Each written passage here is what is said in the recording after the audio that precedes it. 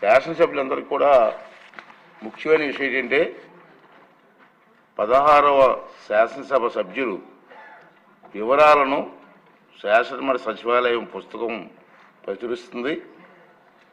అంటే మన అసెంబ్లీ తాలూకు సభ్యుల తాలూకు ఒక బుక్ ఒకటి ప్రింటింగ్ అవుతుంది. సభ్యులందరూ తమ colour photos, black and white కాదు, కలర్ ఫోటోలు, ఈమెయిల్ అడ్రస్సు, ఫోన్ నెంబర్తో సహా పూర్తి వివరాలను త్వరగా మా ఆఫీస్కి అందించవలసిందిగా మేము అందరినీ కోరుకుంటున్నాం.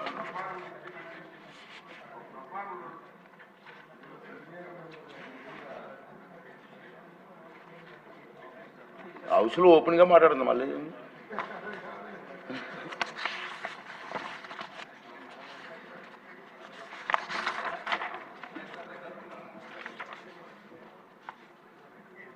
మరొక ముఖ్య విషయం ఏంటంటే 364వ నియమం ప్రకారంగా ప్రమాణ స్వీకారం చేసిన 30 రోజుల్లోగా ప్రతి సభ్యురాలు తన ఆస్తులు, అప్పుల వివరాలు ప్రకటన సభాపతికి అందజేయాలి.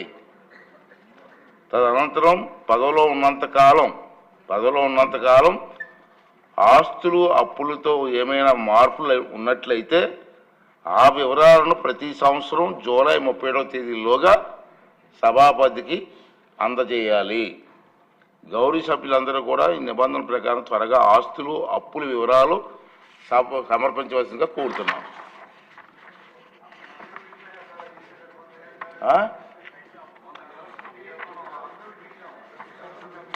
అదే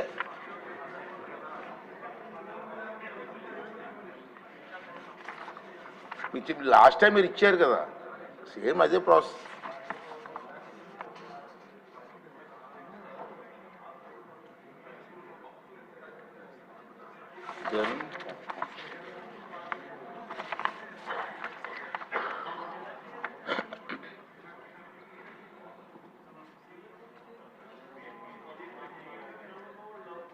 మరొక ముఖ్య విషయం ఏంటంటే, సార్ అందరూ కూర్చోండి ప్లీజ్.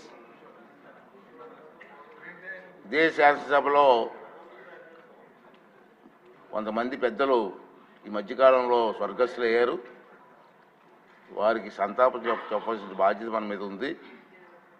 దాంట్లో ముఖ్యమైన మొదటి వ్యక్తి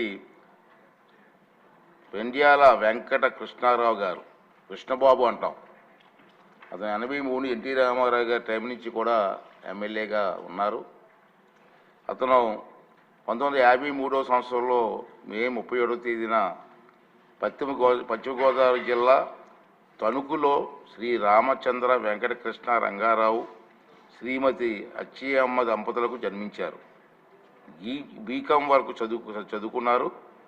83, 84లో, అలాగే అదేవిధంగా 1985, 89లో, 1989, 94లో, 1994, 99లో మరియు 2004, 2009 సంవత్సరాల కాలంలో పశ్చిమ గోదావరి జిల్లా కొవ్వూరు నియోజకవర్గం నుంచి శాసనసభకు ఎన్నికైన సంగతి మనందరికీ తెలిసిన విషయమే.